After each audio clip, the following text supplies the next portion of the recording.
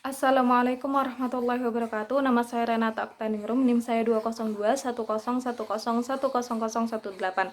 Saya akan menjelaskan tentang memotivasi siswa untuk belajar. Apa itu motivasi? Psikolog mendefinisikan motivasi sebagai proses internal yang dapat mengaktifkan, membimbing, dan memelihara perilaku dari waktu ke waktu. Sederhananya, motivasi itu apa yang membuat Anda maju, terus maju, dan menentukan kemana Anda pergi. Motivasi dan teori pembelajaran perilaku. Konsep motivasi erat kaitannya dengan prinsip perilaku yang diperkuat di masa lalu kemungkinan akan terulang daripada perilaku yang tidak diperkuat.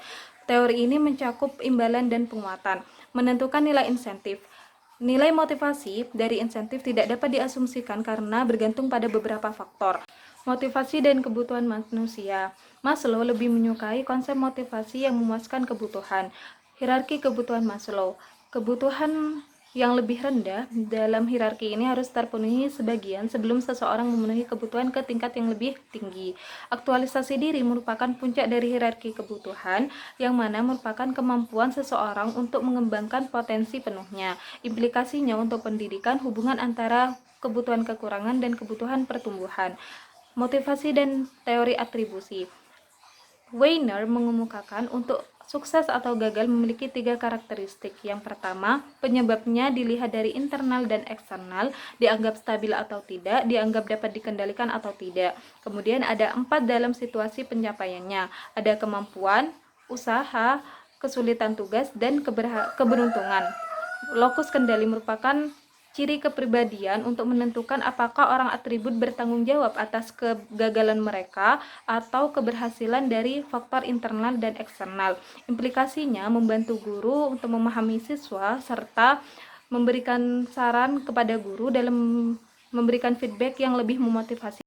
Motivasi dan teori pembelajaran swaregulasi. Pembelajaran mandiri terkait erat dengan tujuan siswa. Siswa yang termotivasi untuk mempelajari sesuatu akan secara sadar dalam merencanakan pembelajaran mereka, melaksanakan pembelajaran, lalu menyimpan informasi yang mereka peroleh.